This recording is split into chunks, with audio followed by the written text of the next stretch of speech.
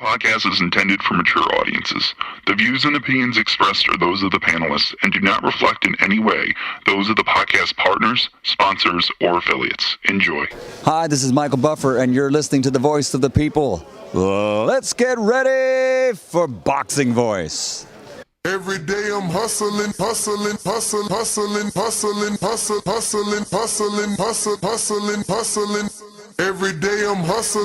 Every day I'm hustling. Are you with me? Oh, he's a savage. He's an animal. He's a different breed of person. It's not like us. Why is he ducking George Foreman? He's already a tramp. He ain't no champ. Around here jiving, making a business out of it. I'm a champion. I fight everybody, every month, all of them. Bong on. TheBoxingVoice.com. I kept telling he had no punch. He couldn't hit. He's swinging like a sissy. He's missing. Let me see your box. I hadn't started dancing yet. He talks too much. He's ugly. He's pretending. I'm the true champion, and they make me the underdog. I'm gonna show them all they're wrong. Muhammad Ali didn't have a lot of muscles. He wasn't all that strong. This man's presence, you could hit him where you hit everyone else, but he was not willing to fall. He was not willing to be counted out. I haven't convinced these suckers yet. I destroyed George Foreman. I destroyed Joe Frazier. Because I'm the champion. I'm the real champion. There'll never be one like me. Fast. Last night I cut the light off in my bedroom. Hit the switch, was in the bed before the room was dark. I'm a bad man. I told you, I'm the real champion. I told you, I'm the champion of the world. All of you bow. All of our critics call. All of you suckers who write the Ring magazine. I'm gonna prove I'm the greatest. I'm gonna prove to you I'm the greatest. We gonna prove to the world I'm the greatest. This is my last fight. I don't want none of you to miss it. No special training. Just be at the fight. I'm ready to back up everything I'm saying. And I'm through talking. SDS Promotions. I shook up the world. I shook up the world.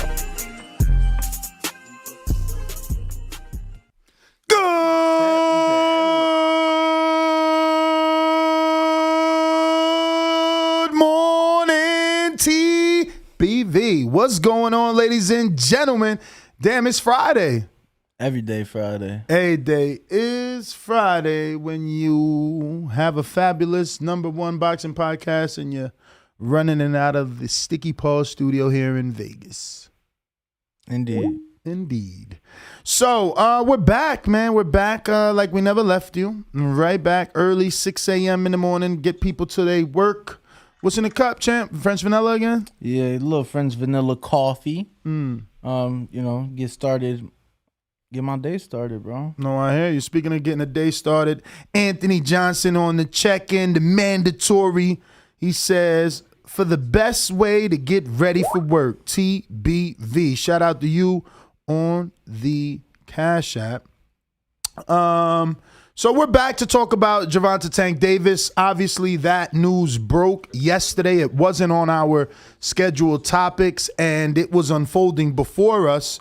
And, man, I just had so much time to think, and I'm like, how'd Mayweather drop the ball? What the hell is going on here? How do they have their one and only star, right? Because there's no one else. Who else does Mayweather Promotions has that is remotely as popular? No, nobody. Nobody even close. As big as a draw. Nobody even close. I mean, even doing pay-per-view. Gervonta Davis is the biggest attraction in American boxing. You ain't lying. Because AJ's big, the biggest attraction in UK boxing. Canelo is the biggest global attraction. Tank's the biggest US attraction. So, obviously, nobody even remotely close to Tank on their stable. And he voices displeasure, and we spoke about it yesterday, but we're here to... But why, though? What is going on? What happened in between all these huge pay-per-view events, all the smiles that he's been showing in the ring? You know, it hasn't seemed as if anything was wrong, you know? No, obviously, we're on the outside looking in. Mm-hmm. But you're right. You know, we're thinking Tank's on pay-per-view now for the 4th time in a row.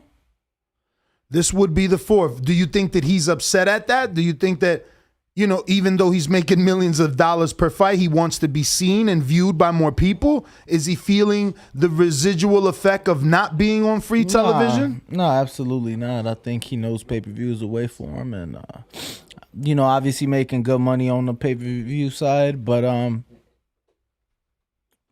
lot of questions, right? A lot of questions, and we don't have the answers. There is a lot of questions, but there is a lot going on, obviously, here with the tweets, and once again, it raises a lot of questions as to what's going on. He mentioned the tickets not going on sale till a month before the fight. Here we are, slightly more than 2 months out, and then it gets us wondering, right? Are the tickets not gonna go on sale till a month out? It gets us wondering and speculating and talking about what could possibly be going on. And then there was a tweet that he made regarding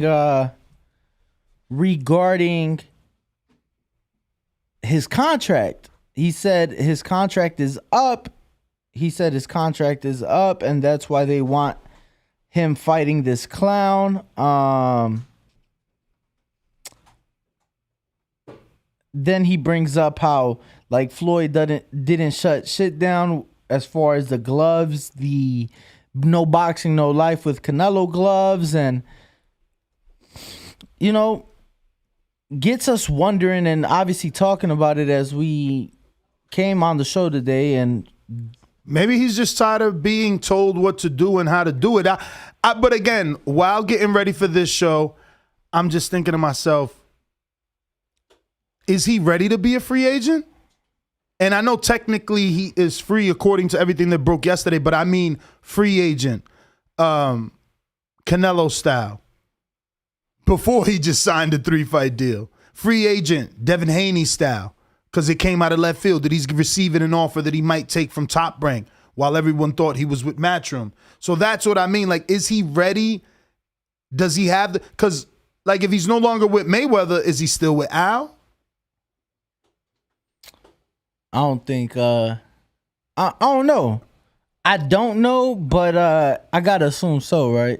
Al's the one making the big moves. So if he's with Al, then none of this even matters. Or is he not with Al? If you're not with Mayweather, I'm loyal to Mayweather, who I started this with.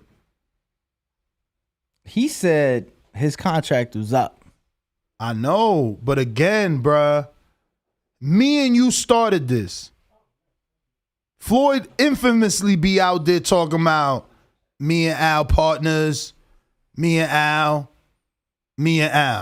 No, man, I hear you. Trust me, I hear you.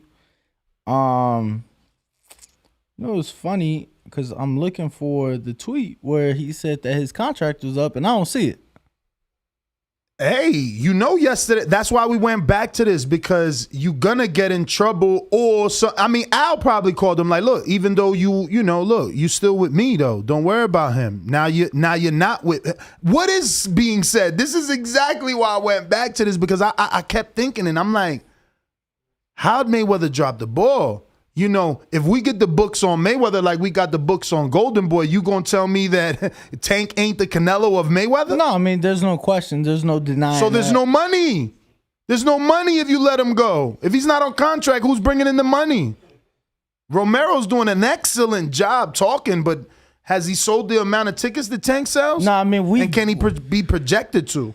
We've been to those Tank fights, Ness. I mean, you've seen them in Atlanta. No, I love them. I haven't.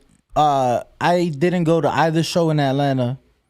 But I've been to them. I've been to the LA fights. I've been to the Baltimore fights. I've been to where else has he fought? I've been to his fights. You get what I'm saying? Like, Tank is a draw. Tank sells. It doesn't matter where he fights. They're gonna come out. But can he still do it without Mayweather and Mayweather Promotions? Will the people still come out the way that they were? Will it still be an event if he's not with Floyd? If it's Bob promoting him, is it gonna feel the same? Or is it gonna feel like Atlanta with Herring and Shakur? I think he's to the point where he brings them out regardless. Man, I don't see that. And again, this is why I came back to this topic, because I'm just thinking to myself, hopefully, because I really like Tank. I really like what he brings to the sport. I really love the excitement. He puts eyeballs on this sport. He puts asses in seats. And he's young. I don't want him to think that he's bigger than he is and then he falls on his face. He still needs somebody. If you ain't got Mayweather, you need an Al. If you ain't got Al, fuck, man, you need Keith Conley, David McWaters. No, I mean, I think you need somebody. You need a team. I think the relationship with Al is there. I hope. You know, I don't know why. Let me ask you this: why are you so positive that the relationship with Al is still there when Al and Mayweather started this? Like, how is this man gonna come in between? Especially what if Mayweather tight? Look, Al, this dude talking shit on Twitter. This ain't the first time me and him went back and forth. There's rumors of Tank sleeping with Mayweather girls. There's tweets from 5, 6, 7 years ago saying Mayweather set me up. I mean, there's stuff here. There's stuff here for Floyd to be like, well, fuck you if you don't want to be with me. Well, fuck you if you're going to be going publicly saying bad things about my company. Al, I don't want him to eat with us. Like, I don't see why you can't think that's feasible, possible. Like, I started this with Al. I made Al millions. Al made 10% of everything I brought in, not Tank. Tank selling 200. I was selling 1.200. You know what I'm saying? 1,200,000. Like, I don't know that Al is gonna be like, yeah, you good with me? Like, we was here together. Yeah, but at the end of the day, Al isn't getting that 10% from Floyd no more. But he getting it from the company. I get it. He getting from Mayweather promo, and Mayweather's kind of the face. There is no Al. He in the shadows. No, I get what you're saying, but what I'm getting at is who is Al getting his biggest 10% from? Right now, last one on books, Canelo. You know what I'm but saying? I get you, it's Tank. Outside of any, outside deals, the biggest in-house attraction would be Earl Spence Jr. Let me tell you. Earl Spence Jr. No, absolutely. No question about it. That's the biggest in-house attraction. Bro, look, I'm on Twitter right now, right? I'm on Gervonta's Twitter. Did all of them get deleted? No. And I'll get to that. Screen share? No, bro. What you doing? What you doing? On his Twitter, bro. Because I'm trying to tell you something. I want to see you go. why you tell. All right. So what aggressive, Danny, bro. It's the creamer, man. Go black, man. So what you want me to show so I can pull it up? I thought you said, yo, you seen Twitter? I'm like, I'm looking at the screen. That's why I said screen share. But So what are we looking at? No, I was going to tell you. When I go to his page, bro, on any Gervonta, that is, on any social media, it shows you people you follow that follow them, right? Mm-hmm. Followers, they call it. It is filled with people that I know don't watch boxing, but they sure watch Tank. Okay. It is filled with girls who don't watch boxing, but they sure love Tank Smile. Or they think he's this, or whatever the case may be, so they tune in. We was just in LA December 5th for his fight. I knew girls that flew in from different cities just to watch him in the ring. And this is every fight that he has. Every fight that he has, But it's because they know the crowd that he attracts. So if I'm a single lady, I know he's bringing out the big ballers. I'm coming out. Bring them out. You understand? Yeah. And they be coming out. They come out. Cat suited out, see-through cat suits, thongs. What's my man name, the basketball player? He was there. I feel like they're all there. I never seen him in real life. I feel like they're all there. Dr. J, was it? Oh, yeah, Julius Erving. Yeah. That was crazy. I mean, I think 2 Chainz was at the last one too, because there's so many Atlanta rappers. They all come out. They all come out. This girl just followed me 2 days ago on Instagram. I'm scrolling through. One of her pictures. Just don't say what girl, man. I don't want another Kevin Cunningham situation up in this piece. Man, chill out. Nah, but girl follow me, follow the back, whatever. I'm scrolling through her. Guess where she was at December 5th? Oh, the fight. At the Staples Center. Like, bro, Tank brings them out. Every fight we go to, every fight we're at, he brings them out. He is a star. Earl does too, though. Earl does too. I just don't know that it's quite to the level of Gervonta, but Earl brings them out too. Don't get that confused. We were there, 48,000 in Dallas. But that 48 didn't feel like Tank's audience.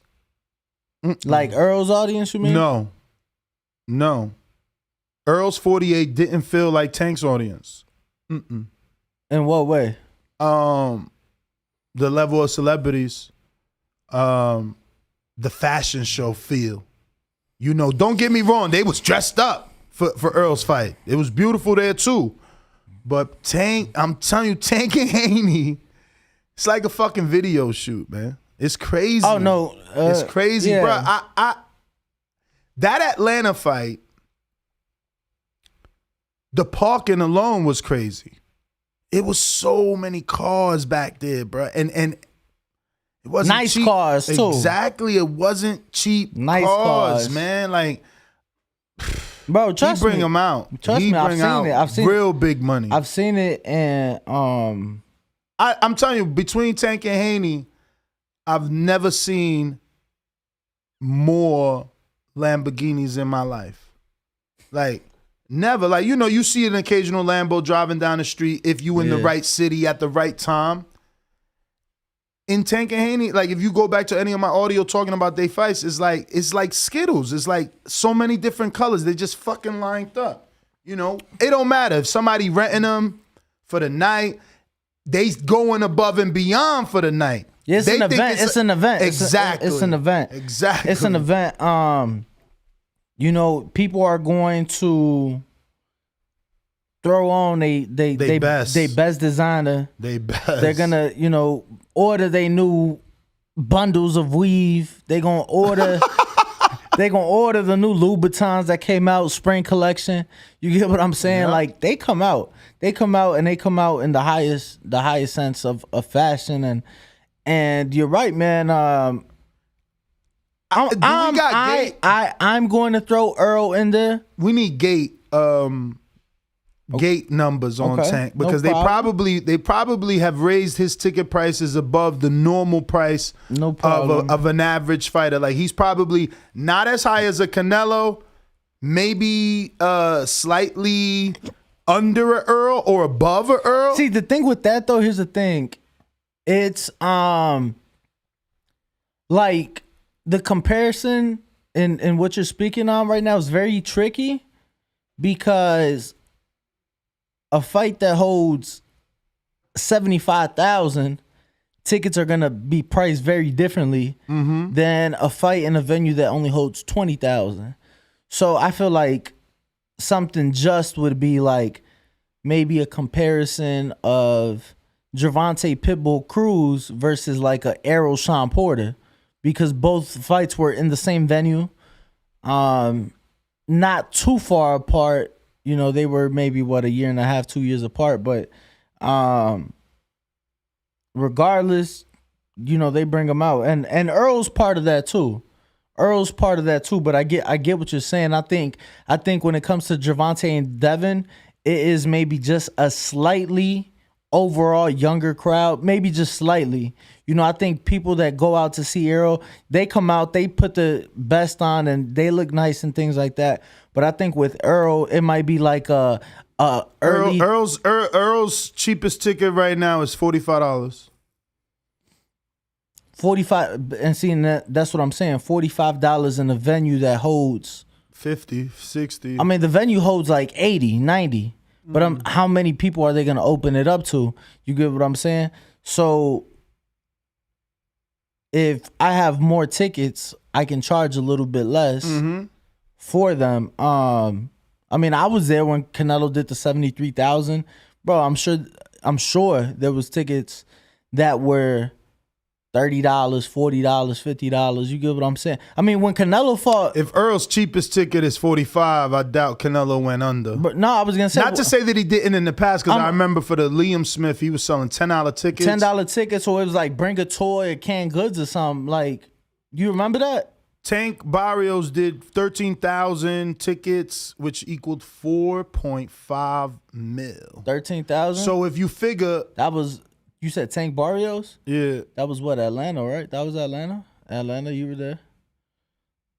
So that's not a That's sellout. crazy that was 13,000. I don't know. Rob gave me that number. We might have to, because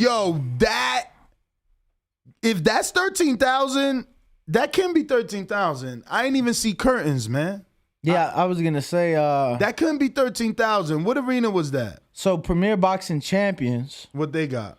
They listed it as a sellout of 16,570. There you go. So that's the State Farm in Atlanta, right? Yes. State Farm Arena. Yes. Because I'm telling you, man, it was people's in the rafters. No way, man. It was people up there. That thing was so electric. So, I mean, the State Farm has a capacity of 21,000, but let's keep in mind, for big fights, for pay-per-view fights, I mean, have your pick. They usually remove some seating around where the fighters will be coming out of, because they have to set up the stage. Then they got the stage for like the broadcast team and stuff like that, right, Ness? So stuff like that does take up seats. But I mean, you've been there, bro. You've been there. You've seen. I'm telling you, people love Gervonta. Love him. Yeah, man. They love him. So I remember going to a PBC card. You remember back several years ago, maybe 7 years ago. Remember PBC was showing, they was having cards on a bunch of different networks, right? Mm-hmm. You remember they were doing stuff on Spike, on Bounce. Yep. So there was a Friday night. I actually liked when they was on Spike. They made some decent fights. I want to believe Earl Algieri was Spike, or was that Fox? No, I want to say that was Spike. But I know Rashid Warren, a lot of his fights was on Bounce. On Bounce. And maybe one or two of Easter's, right? Nah, definitely a few. Wow, that's still. What's up? That's pretty cool. Just got. What'd you get? This morning, I had somebody from Dillian White's camp reach out. Okay. To congratulate us on the show. Okay. Our good friend Dean White. Okay. I just got an interview from Dean White. We got to upload. Kenna probably has it in his email. I seen it. So I told him, I'm like, yo, I know your brother's training for the fight, but you know, we'd love to have him. So he said he gonna try to see if we could do zoom. A zoom. I mean, we'll fly him out. I mean, he's in camp, bro. The fight's less than a month away. We'll fly him out. You know that ain't happening. I'm fucking with you. You know that ain't happening. We were just talking about his fight yesterday and how it's less than 30. Now, if he upset Fury, oh yeah, champ, come on. If he upset Fury, he probably never seeing him. And I'm tight with Xavier Miller. I mean, he sponsors Border Wars like on numerous occasions.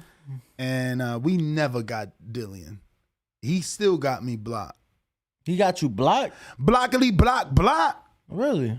Bruh. We got to talk. People don't like the. They said Errol Van opinions. Heerden was on Spike.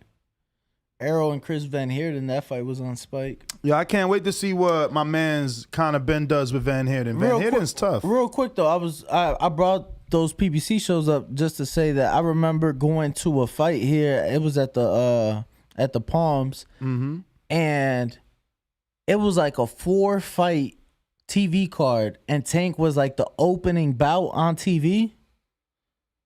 I watched Tank fight, and then I forget who was after Tank, but I left before the co-main event.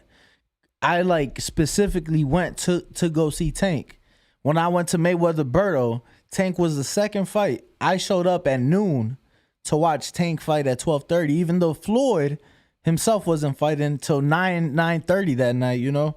Tank definitely brings them out, man, and people, they have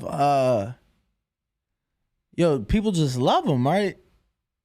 People love him. Yeah, a lot of people. Fashionable. He's very fashionable. A lot of friends outside of the sport, a lot of friends, in Major League Sports or in the hip hop industry, whatever. People love to see Tank, and of course, he's entertaining. He's entertaining. A lot of verified accounts always support him. And I think people, when it comes to Tank, especially these last couple years, I feel like people are attracted more to him because he's really a mystery. Like, you don't really see him posting too much on the internet, like these last 2 years or so. Mm-hmm. Very to himself. So you think it was the birth of the daughter, little maturity, fatherhood? Yeah, definitely the maturity, and I think he definitely seems different. I think now when it comes to Tank, maybe it's like, so now he's on pay-per-view. He's touching money he hasn't touched before, and he's kind of keeping to himself in the sense like, I want to keep the same people that's been around me. I don't want to let other people in, type of thing, and very, just to himself. So, absolutely. I got a couple super chats here. Looking like we got Mike Rios. Maybe he does want the biggest fights, but TMT consistently keep dictating his career. Shout out to Chicago. Appreciate it, champ. What do you think about that? Do you think that this is a attempt at getting the biggest fights out there, and this is a lash out at the frustration of not being given what you want? I think it's a mixture of that, and I think it is a mixture of that, and then maybe he's not happy with how much control he has.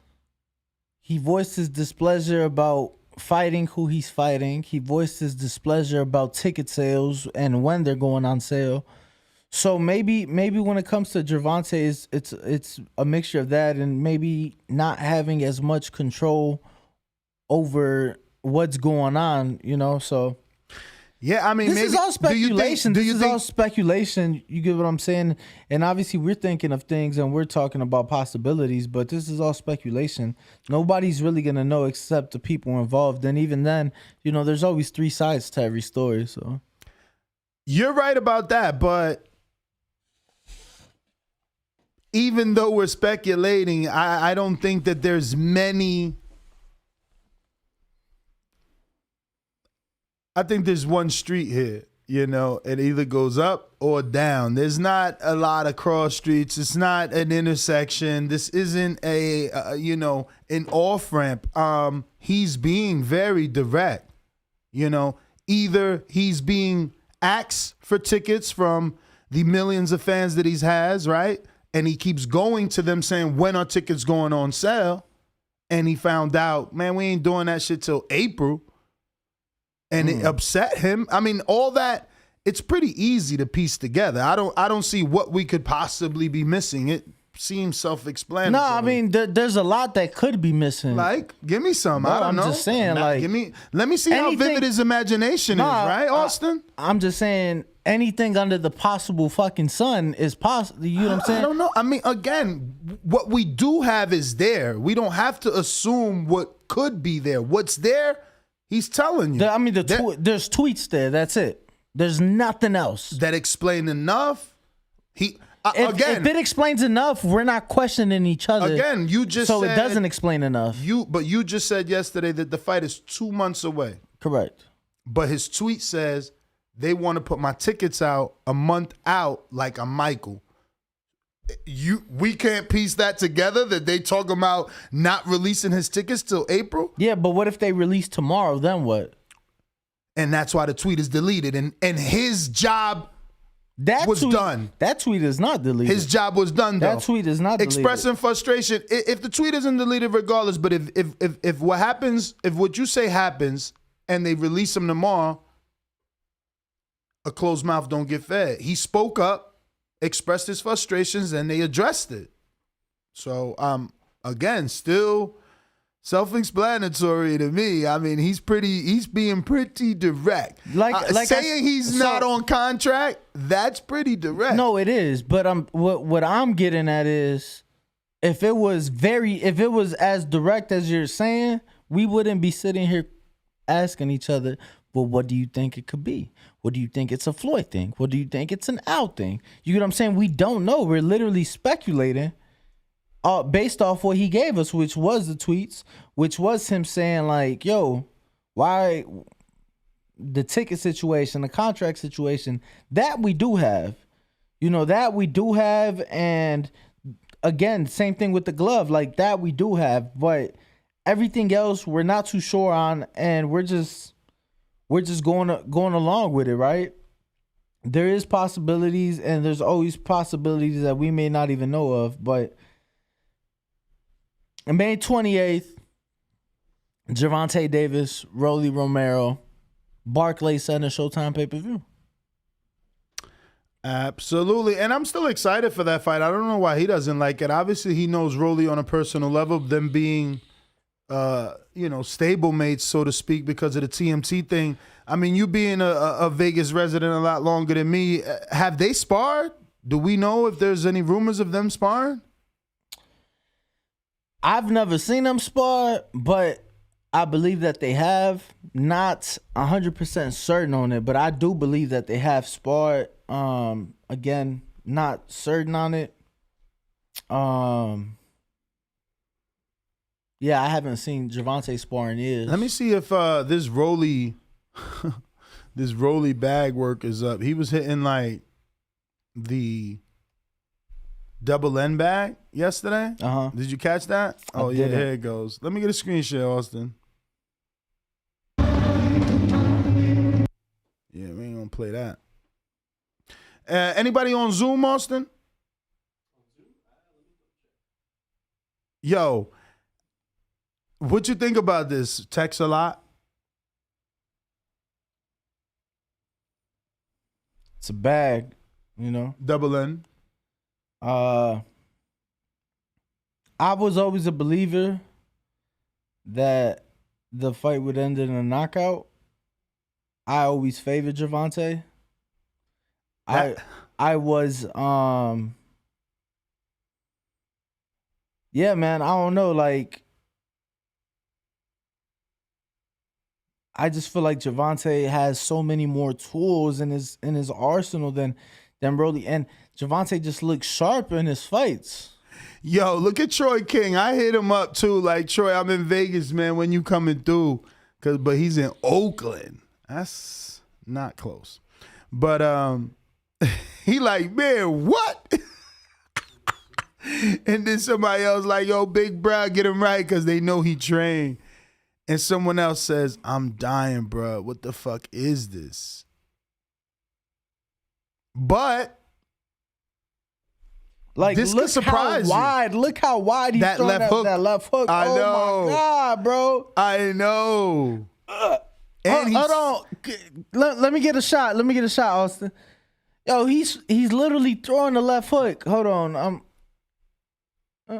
All right, never mind. But bro, he's throwing the left hook like from over here. He's hiya. Like, bro, like, what are you doing, bro? He's literally like hiya. Yo, why are you using the hiya soundbite? This ain't karate. No, bro, because the audio is off, so I'm just doing what he's doing. Hiya.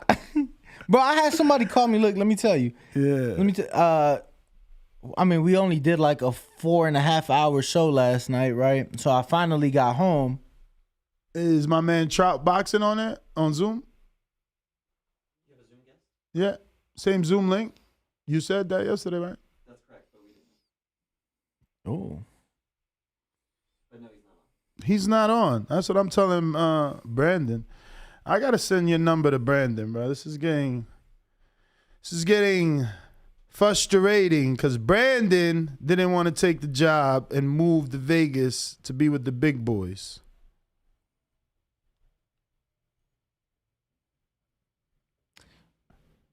I just put his number in the studio.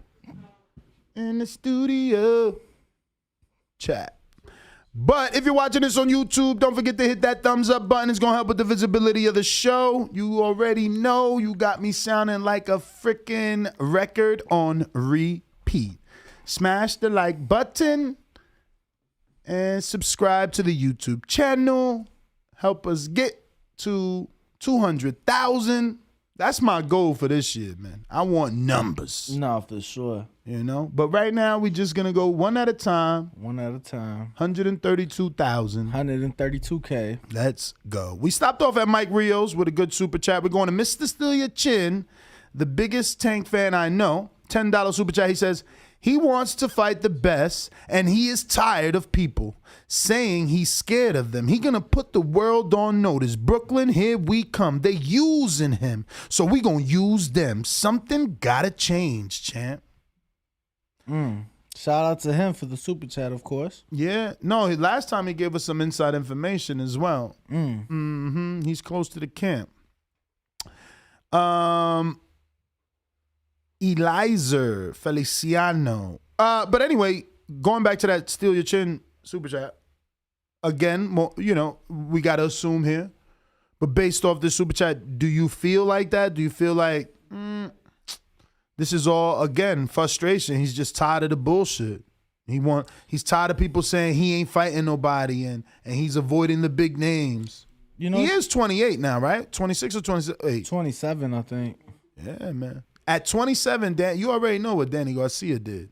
By 27, Danny was a 2-division and a 1-time unified champ and had 2 underdog wins under his belt. 7-1, 4-1. Yeah, Gervonta 27. Look, man, is that a possibility? Absolutely. Do we know? No. We do. Yo, this guy's so bent on we don't know, right? We don't know. It could be so many things. I'm just saying there's people tuned in right now, over 400. Trout or Trot Man Boxing. Trot Man. Hey. How you guys doing? Oh, we're good, brother. You just been hanging there not saying anything? Yeah, just been hanging out, enjoying the convo. Oh, shit. Well, thank you, brother. Appreciate you for coming on. It's been a minute, but we need to make some money. Yeah, so, there we go. Who should we be looking at this weekend, man? What's the, where's the money at? Ooh, where do you want to start? Is there a fight you're like really interested in particular? Yeah. Actually, Burchell, he's gotten knocked out by a Colombian. Then obviously he went on a good little run, got the belt, beat Francisco Vargas and a couple others, but then suffered a loss at the hands of Oscar Valdez. And we didn't get to see too much from Nakatilia, right? Like he kind of was negated by Shakur, but rumored to be a puncher. I mean, can he bring back those ghosts to Burchell, or is this an easy one for Burchell? I think it's the latter. I think it's probably an easier one for Burchell. I mean, one thing that I think is interesting here is like this is billed as Burchell's lightweight debut, but it's Nakatila's as well. Like if you look at his career, Nakatila's also fought at the lower weight classes. I think going the distance with Shakur is like a nice achievement for him, but that's a different animal from Miguel Burchell, who's like always going for the knockout. Shakur is happier to bank rounds and look good and kind of play it safer, especially in a spot like this where he needs to kind of reclaim his credibility after that loss to Valdez. I think Burchell, goes after him here. I think it's a pretty favorable matchup. You could take the knockout, but what I like is the under 7.5 rounds. That seems to me like something where Burchell could get that done with potentially rounds to spare. Nice. Any other ones that, seem safe for you? As far as safe bets, it's kind of crazy to be talking about a fighter like this, but Ebony Bridges, I really like her matchup against Maria Cecilia Roman. Me too, man. I'm actually upset that Roman's in this fucking fight. She lost to Odessa. She shouldn't be champ. They didn't, the freaking, what was it? The WBA, whatever belt she has, didn't want to approve Odessa because she only had 4 fights. Odessa beats her. Now this girl's in the fight with Bridges. So it's crazy. Yeah. I mean, I thought she put up a pretty decent fight against Odessa, like close decision. Yep. In my opinion, at least. But, Bridges is like one thing there's a lot of flaws with her fundamentally, and she's not the most athletic. But like one thing you can't take away from her is that strength, that powerlifting background. She's going to be so much stronger than this girl. You know, Roman, 0 knockouts, like no pop on her punches. I think she navigates the ring pretty well. But Ebony is just going to like walk her down, in my opinion. I think she's going to hold her against the ropes whenever she wants. The knockout at, I think it was like plus 550. I think it's going to be fairly live to connect here. And I just think there's still some meat on the bone as far as her money line goes. So do you guys still use like MyBookie primarily? I do right now, man. Yeah. So that minus 165 line for Bridges is fine to me. Mm-hmm. And I think you can also like pair that with something else you might like this weekend. So either straight up or by parlay, I think Bridges gets it done for sure. Nice. I like the Ocampos and Zuski fight. Is Zuski a sleeper? I mean, they have him as a favorite. And he's obviously been in with the better opposition, but you know, as far as I can remember, he's always lost to the better opposition. Well, he was up on the scorecards when Mean Machine knocked him out. Yep. Kind of interestingly. The thing that deters me from Ocampo, because I kind of wanted to take the dog's dab here, but his level of competition after the Spence loss is just suspect to me. Like, I don't know why he's had so many fights in Tijuana against subpar opposition. I mean, it's been years and years since he's fought on the national scale. So I don't know if those fights are going to prepare him to fight someone like Zuski, especially in Zuski's backyard. And just looking at MyBookie for you guys and like seeing that they've got full props. One thing that I like, Zuski by decision at plus 210.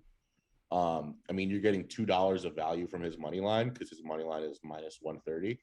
I like that quite a bit. I mean, I think Zuski is someone who's going to go rounds. I don't know if he's going to come out here looking for blood or to like knock Ocampo out, or if he can even necessarily do that because he's coming up in weight. So plus 210, that seems like a bit of a steal to me. Wait, Zuski's coming up in weight? This is at 54? I believe so. I think wow, you're right. Yeah. I think this is either his debut or it's like one of his first fights in a new Nah, weight. this is his third. This will be a second fight at 54, but damn, when did that happen? I mean, it makes sense after you like suffer kind of a barbaric KO like Mean Machine. Same deal with Burchelt, I guess. If you like get knocked out like that at a weight class, could just be time to move up, you know? All right, so let me see how that looks with the parlay. How do you see the Tim Tszyu and Terrell Gausha fight? Yeah, big fight. Tszyu a significant favorite. We didn't really see it going that way. I do favor Tszyu, but the odds just kind of caught my attention and just wanted to see what your thoughts were on that. Yeah, I don't know if I'm like on my own here, but I think it's insane to be parlaying Tim Tszyu at his money line price right now. Like, I don't know what we've seen from him to warrant a line like that against someone like Terrell Gausha, like a former Olympian. You know, his pro career hasn't really set the world on fire, admittedly, but he's by far the best opponent Tim's fought in the pros. You know, if you look at like the best opposition Tim's fought, you're looking at a faded Jeff Horn. You're looking at like Steve Spark, like Australian regional competition, like Inoue, who, you know, is tough, but not much else. And then look at the guys Gausha has fought. Like, his only losses are to, it was like Lubin and Lara, I believe. Yeah. Each of those guys, I don't know. That's a very competitive fight against Tszyu. They're probably favored over Tszyu, I would think. So people who are just like chucking Tszyu in parlays, I think are kind of getting whatever they deserve. But yeah, I would go Gausha on the money line, like for a small amount over playing Tszyu straight up for sure. But is that just a gambler's bet, or you calling for the upset? No, it's you're playing the number. You're right. Yeah. Ness. Like, I'm just playing the number here. Like, if I were to pick, like, someone just asked me straight up, who do I think is going to win? Probably Tszyu. But do I think he wins 95% of the time, like his money line suggests? Like, absolutely not. Do you think, would this be a fight that you could maybe bet the over? Do you think that this goes the distance? They don't even. I can't stand MyBookie. I can't wait for Bet Online. I promise you. Look, they don't even have prop bets for the biggest fight of the weekend. Shit is retarded. I do like that. I do like goes the distance. I saw someone online had like goes the distance at minus 120. I think that's a sharp play. One other angle I like, if you can find this prop somewhere, it's fight to end in rounds 7 through 12. I think Bet365 had it at like plus 220. I think that's pretty good because you're covering either outcome. Either Tim might be able to beat down Gaucher, who can fight kind of negatively at times, and wear him down, because I don't see someone like Sorrell going out early if he does. And then let's say it goes disastrously for Zoo, like his U.S. debut. He's getting picked off with counters, like fighting with his mouth open, like his eyes are getting shut, whatever. There's no guarantee he hears the finish line. So you're covering the possibility that Gaucher just like has him covered and then stops him in the second half. So you think regardless if there is a stoppage or a knockout, it would be in the second half of the fight? Exactly. Like it's far more likely that Zoo would be the one doing the stopping, but I think it happening in round 7 through 12, that's the kind of the sweet spot to me. I don't see an early KO here. Okay. How do you explain Gaucher's KO over Gervonta Clark, who's been in the ring with some tough people, and then he's the one that's perceived to not be the puncher and gets the stoppage? I mean, that was like a one-punch KO, which seems to me as a little less weird than when someone just like comprehensively beats an opponent down over like 12 rounds, let's say. Because Clark, if I recall, is just like real long and rangy, and I think he just left his chin out there and Gaucher just caught him. It was like a kind of a 1 in a million outcome, but you know, Gaucher can look after himself in there. Like nobody would confuse him with a knockout puncher, but he's also not feather fisted. So Clark just let his guard down and paid for it. So it's a bit of a random outcome, but it makes sense to me.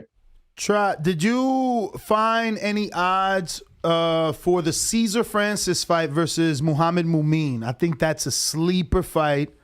I've watched Cesar. He's been on the club level. I don't think he's gotten any TV time. He's Panamanian. This kid is no joke. Has he come across your radar? That fight's on my radar, but we don't have odds. So all of the odds that we bet on, they all come from Bet365, which is based out of the UK. Yeah. They've not produced odds for that fight, but it's a good one, man. Like Mamoon's that guy who got robbed versus Tyrone McKenna a few years ago.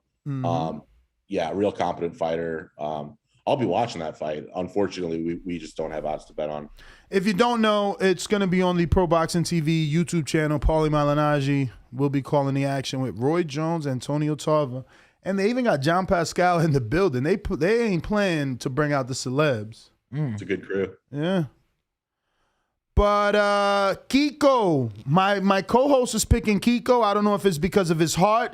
Should we ride with Kiko at this beautiful 250 plus money? Because he would make my already sexy parlay with just Ebony and Zuski. I got a 397. I feel like just locking that in. Yeah. I mean, Kiko is the side here. Like, I don't know who is betting Josh Warrington straight up minus 325 or chucking him in parlays. Like, looked so bad against Lara. The first fight I thought was pretty fortunate to get that technical decision. The second fight from the head clash. Wait. Did I hear you? So you're saying old Kiko is going to win again? Not he's going to, but if you're going to pick a betting side here, I don't know how you think Josh Warrington is.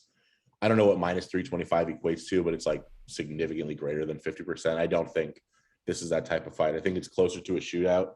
So Kiko, if you're going to bet this, I would back him. Let me direct. Wow, he's 36 though, and he's got 326 rounds boxed. He can get overnight. I mean, he can get old overnight.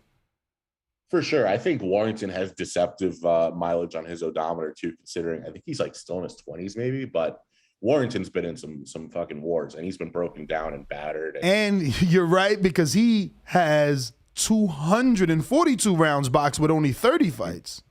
Yeah. Yeah, so I don't see this being a fight where one guy looks old and the other guy looks like a spring chicken. I think it's going to be a kind of grueling affair. But here's a prop that's on my bookie that I would steer listeners to. Martinez by decision plus 2,500. Like, is that a ridiculous prop or what? I know he's fighting in Leeds. Totally unrealistic if that hits. But their last fight ended in a majority decision. Like, this could be a very close fight on scorecards, especially if Kiko picks up a knockdown or two, then him winning by decision at 25-1, which is even better odds than by draw. I think that's pretty preposterous. So I don't know how people are not chucking like $20 on that or something. On Kiko by decision? Yeah. Might have to put a little parlay together there. He said 20 straight up. That's interesting. Let me see what 20 straight up would have been on Kiko. It'd be like $500, right? Yeah, $500 that Wow. plus 2,500. That's nice. But bro, if I do everything that you've been, not everything you've been saying, but kind of the people you're assuming as a parlay, Bridges, Zuski, and I got Zuski by decision, like you said. Martinez by decision, like you said. Jesus, that's like plus 128.44. Oh yeah, buying a new house. Buy a new house if you hit that shit, bro. What the hell? Yo, let's go in on it. $5 makes you $642 for 3 people. I was gonna say $50, but let's go in on it. Holy shit! You said $5 get you how much? Bridges just has to win. Zuski got to win by decision, and Kiko got to win by decision. But that is a motherfucking parlay. $50, like you a big spender. That's $1,400 plus Yeah, your 50 but back. if 2 of those hit, but Bridges loses, like you're gonna feel like shit. Yes. Yeah. I just think I'm leaning Bridges too, though. I think I know that Roman put up a good fight versus Odessa, but Odessa herself, I think, is 34, and Roman is old. I don't know. Bridges is just fresher, and maybe politics is gonna push her towards the win too because she's the house fighter and the prettier face. Yo, I'm really thinking about putting some money on Kiko, like by decision. Just a straight bet, or parlayed it. I might do both, honestly. No, do it. We out here. We should go see what they got at the sports book. No, it's worse. It's always worse. Worse. Boxing in the casino is a lot less limited than online betting. I ran across. Anyway, I got tried out still. Try any other, I guess, any other ones that you are recommending? Any trout specials out there? Yeah, let me throw one out there real quick just because it's this afternoon, and if anyone wants to tail, they've got time. But I think Dazn Zatichinin is pretty live against Lewis Ritson. Really? Yeah, Ritson's been looking shitty, man. Real shitty. I think he's another one of these guys like Warrington who is deceptively got some mileage and some scars, even though he's pretty young, because I think Ritson's like 28. And Zatichinin's older, so people might write him off, but Zatichinin's always got that dedicated body attack. I think he's a perfect height for Ritson because he's just going to target that midsection. And by contrast, it could be difficult for the taller Ritson to reach down and kind of clip Zatichinin coming in. I think also Zatichinin's last fight has aged pretty well. He fought, I'm spacing the dude's name, but Zaur Abdullayev. Yeah. And he made it to the final bell and he turned in a pretty good performance. And by contrast, Jorge Linares couldn't even make it to the final bell against Abdullayev. Well, he got knocked out before that final bell. Yeah. That was a good fight, man. He was winning on my card. I had Abdullayev winning in that fight entering the last round, but it what? was out of the way. For sure. Yeah, I thought he was starting. The tide turned in that fight because Linares bossed rounds like 1 through 5 or 1 through 6. Yeah, and then the second half of the fight, it was a second half of the fight that Abdullayev just came on and started to take over. But yeah, I think Ritson could take an L here. I think Abdullayev is considerably better than Ritson. Just looking through my bookie, any other spots people might like. I think Dalton Smith KOs Ray Moylett fairly easy. I know my bookie doesn't have props for that, but if you guys can find that anywhere else, because he's like, I think it was like a minus 175 for the KO. Moylett just like really sketched to me. Took a pretty one-sided loss in 2018. Is on the sidelines for almost 3 years.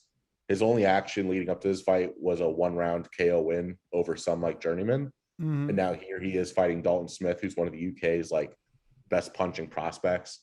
It just leads me to think he's not really serious about this fight or his in-ring return. Mm-hmm. So minus 175, I think is pretty good for Dalton Smith to get it done. Let me ask you. I want to slide this in before you got to go. We had Lubin in here, and I'm kind of torn, man. I don't know. I want to ride with Lubin, but obviously I'm very biased. I've been covering him since he was signed to Mike. So it's like, is he gonna beat Fundora? Oh, I think so. Yeah, I mean, I think it could be close, but if I were to pick one of the sides, I think Lubin at evens is pretty solid. I mean, I think Lubin has the potential to be a belt holder someday in like a serious capacity, and I don't know if that possibility exists with Fundora. I just watched that last fight with Sergio Garcia, and like I was pretty disappointed with what I saw. Yeah. I thought he looked he was a bit of a front runner in that fight. I think if that fight was held in a neutral location, that judging could have been very different. Mm-hmm. Fundora just seems like a very fun TV fighter, and there's nothing wrong with him, and we need people like that in the sport. But I think Lubin is a bit more serious with his craft, and I think he's a bit more technically proficient. So, yeah, and he's also never been given trouble by people due to height or size disadvantages. So, yeah, if I were to pick a side, for sure, it's Lubin here. Well, I think those are all that we got for right now. But as you already know, man, and I'm sure our co-producer has told you, we'd love to get you on. So just, let us know when. Give out your social media and any, links or locations you want to direct the audience to for any of your work and betting advice. Yeah, of course, guys. First and foremost, thanks for having me back on. It's really appreciated. My social media on Twitter, at Trotman Boxing, TROTMAN Boxing. I do articles recapping or previewing the week's betting slate, and I also do a podcast. So just a lot of boxing betting content if that's your thing. And yeah, guys, thanks again for having me on. Appreciate it. There you have it, ladies and gentlemen, some weekend betting advice. And at least we know, we didn't believe in Kiko in the last one, and he got the big come from behind upset knockout win over Galahad. I mean, it definitely seems like the right play. If you're going to sprinkle something, that $20 can go far. Yeah, I'm seeing a lot of comments in the chat disagreeing. I mean, we got a big UK listenership. It's huge. American and UK are the two biggest countries. Then you got like Canada, Philippines, things like that. Those flip-flop. But, it's UK, America here, baby. The co-producer, Brandon, wanted us to ask about Adorno Rivera, but the fuck is he talking about, bro? Everybody knows Adorno's not winning. He might not even make weight. Like, what are we talking about? You got Michel handling them easy? I got Baby Ali. That's how they trying to sell him. Yeah. Especially putting the Ali on the trunks and everything. I'm like, whoa. Mm-hmm. Once again, if you want to voice your opinion, remember to hit that raise your hand feature on Discord or call us up at 1-425-569-5241 as we are no longer using Skype. We have transferred over to Discord. We have many, many features and reasons for you to be on our Discord. There is 11 days left on Skype before total termination. I thought it was 11 yesterday. No, 12. Okay. Whoa, you going fast. He wanted y'all to be cut in like a day. He like, nah, man, you just got to make them transfer over. I'm like, bruh, got to give people time. But let me go out to some of these callers. Who's that with the hand up? Let me go ahead and play this. Get these out the way.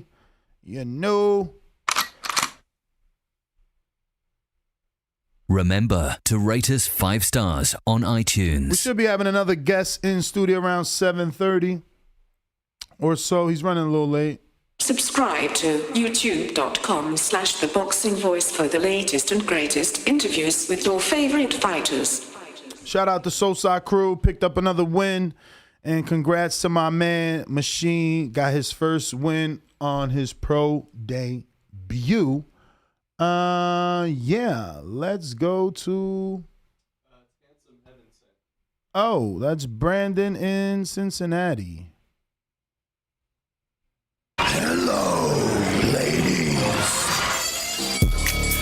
Anybody that know me know I've been a player, whether it was in Alabama, Ohio, or anywhere around the globe. TheBoxingVoice.com. I've been smashing Telly Swifts, man. I didn't have to become a millionaire to get that caliber of woman. One of the people's choices, one of the fans' favorites, a guy that can galvanize this crowd, such as myself. He's too ugly to be the world champ. The world champ should be pretty like me. The AJ of trucking. Yep, Brandon in Cincinnati. SDS Promotions. Fellas, good morning. How's my audio? You straight. Hey, before I get started on the topic, I didn't watch last night's show. Who you guys picking in the Zoo and Gachet fight? I'm like torn. I don't know, man. After listening to Trout, I'm thinking maybe Gachet got more of a shot. Plus, he got that knockout over Gervonta. He hurt Lubin. I don't know. Is he coming into his zone with the power? Yeah, I'm going Gachet. I'm edging it to Gachet just with the experience and the boxing ability and the pedigree. I like Zudo, man. He got some pop. He's been thrashing people. That's close. I'm gonna take the underdog. I'm guessing Gachet the underdog, so I'm gonna go with that. Hell yeah, he a big underdog. If you gonna go Gachet, you better put son on money line. He a plus 500. Yeah, definitely. As the topic, as far as Gervonta go, I understand his frustrations, and I applaud him for that, because a lot of guys would, sit back, wouldn't mind being spoon-fed, decent paychecks, fighting the caliber of opponents he fighting. But it seemed to me like Tank, like, nah, man, I'm tired of people saying I'm cherry picking. I'm tired of people saying I ain't fighting the best. I want the best. And I commend him for that, because he realizes I'm making decent money now. But if I want to, step my pay raise up and reach that, higher echelon of pay scale, I'm going to have to start fighting these guys I want to fight, the big names. So hats off to him, man, because you had Lil B-Hop on here a few months ago, and Lil B-Hop was like, I just fight who they tell me to fight. I collect my little check, and I'm good. Like Tank saying, fuck that. I want to fight the best. I want to start making, them top dog dollars. So hats off to him. Should he leave Floyd? Probably, but stay with Al Heyman, though. But you can be with Al without being with Floyd. But like I said, man, I agree with Tank on this. Stop spoon feeding them, telling them sweet nothings and whispering that sweet shit in his ear, and start giving that kid the fights that he won't, because it sounded to me like he ain't ducking. But shout out to Tank for that. But that's my call, man. Y'all have a good one. All right. I'm shocked, man. You didn't listen to the show yesterday. Heavy rumors. Let's go to the next call. But yeah, Brandon, I guess on your second call, heavy rumors that your boy is signing to PBC. Finally smelt the coffee. What is that? Intrigue the Incredible? Sure is. It sure is. You know what he's calling in to talk about. You better not duck me, son. You better not duck me, son.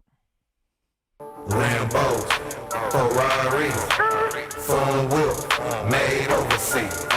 The whole money bag, dead president, 150, 2010s. I want all of it. I want it all. Hey, Draco, 40 cal, 9 milli, bitch.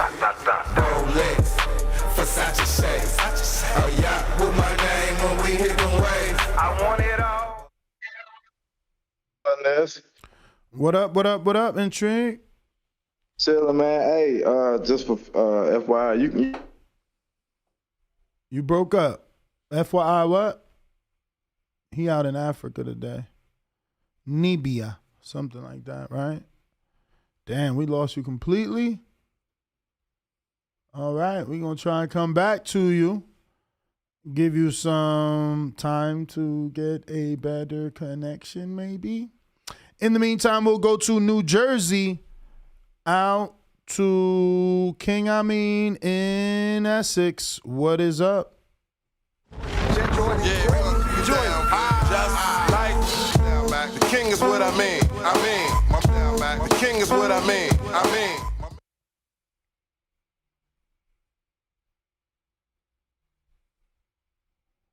Uh-oh. See if you can unmute that 908. I'm having issues on my end with Block Talk. Yo. What up? Hey, man, why you ain't asking about the odds for the Maidana fight this weekend, man? Were you tripping? What made Donna fight? But that was canceled. Oh, it's not happening? He not fighting in Dubai? He not on that shit? I thought I seen something. I ain't really click it, but I thought I seen something that said he's off that, or not doing that, right? Yeah, that fight's off. All right. Yeah. All right. Yeah, I thought that was a little crazy, man. But that's how you know the hardcores don't miss nothing, man. Bro, this is his second comeback, right? He was supposed to be fighting some other dude too. This is his second comeback to get canceled. I think the last one was in Dubai too. The last one was some sort of exhibition with some sort of karate dude or some weird shit. But yeah, outside of that, man, the Gaucher and Zoo fight is intriguing, man, because I definitely like Gaucher as an underdog, and you don't want to root against the other. He's your Ohio guy or something too. You don't want to do that. But Tim Zoo, something tells me, despite, and I love Brandon's call, but despite the lack of experience, Zoo power seemed legit. And I'm not a drunk off power guy, but I just think if it came down to it and it didn't get to those late rounds, the 8th, 9th round, I think if Zoo hits Gaucher with something that he don't like, I don't know what, he might try to clinch, but I don't know. Zoo shit, like, it seemed like he be getting motherfuckers up out of there. But who are those guys, though? Who are those guys that he's getting out of there? That's the thing, isn't Gaucher more caliber? Absolutely. But Zoo is getting guys that, like, he's getting guys out of here that he's supposed to get out of here to get him to this point where he's in a fight against a good, respectfully, B-level competition. Gaucher, that is. Okay. So, I mean, it's a step in the right direction, because if he was having trouble along this route, we'd be saying, yo, that's just Costa Zoo's son.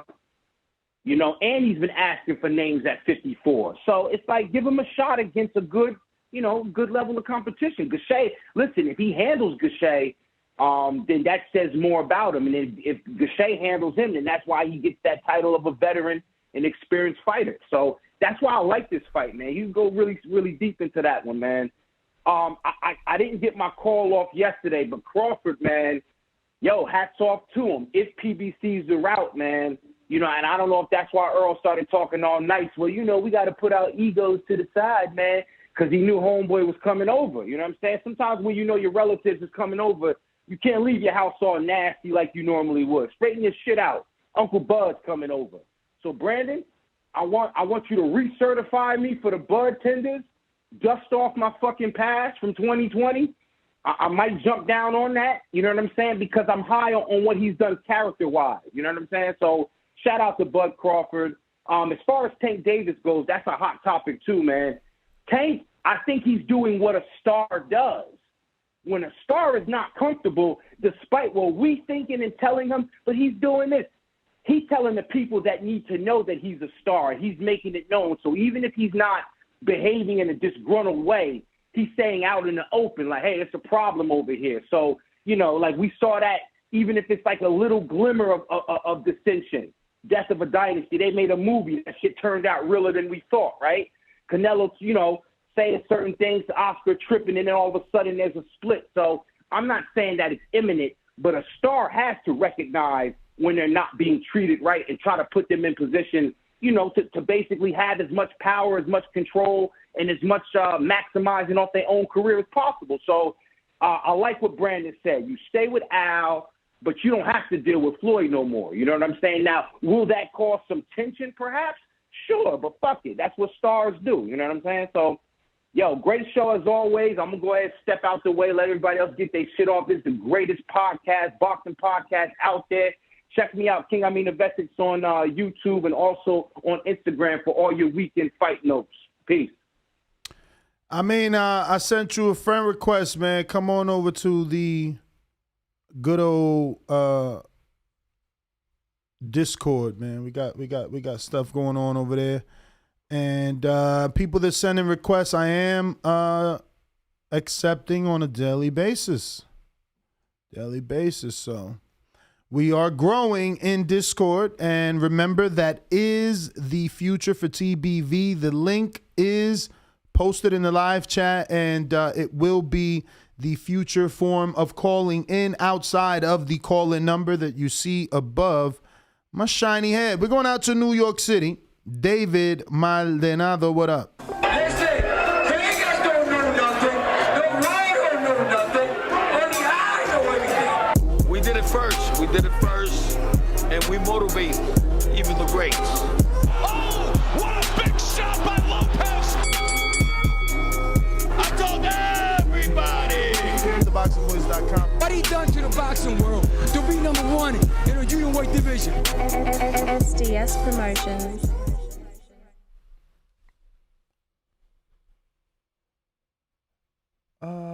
SDS, who was that? Oh, David Maldonado. That's Block Talk. My bad. What up, champ? Yo, good morning. That's the Gibbs and Shit Break Danny. Oh, man. Shit Break Danny. Yo, yo, it's all good. Yo, I noticed Tank has been showing a lot of maturity lately. Tank had the same issues that Edgar Berlanga and a lot of fighters had before. You know, they caught up in the celebrity party, drinking, going to club life. But Tank, since the pandemic, has been dialed in. Been in the gym training. He's been active. I mean, with Floyd, I think Floyd did a great job promoting him because he rubbed off on him. He made him a pay-per-view star. However, Floyd, I'm not going to blame Tank because he's a fighter. Floyd ducked Lomachenko for Tank. He ducked Teofimo for Tank. He ducked Gary Russell for Tank. He ducked Devin Haney for Tank. Now that Tank is going to be a free agent, can those fights happen?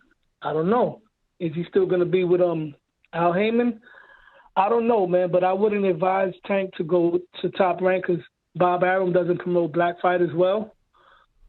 I don't know what's going to happen, man. I still hope the Rolling Devin Haney got to go to Top Rank to get the Cambosa's deal, or you going to call him a duck? Well, Devin Haney, we're not talking about Devin Haney. Oh, all right. Devin Haney, yeah, all right. But Devin Haney should have been took a deal with somebody because a lot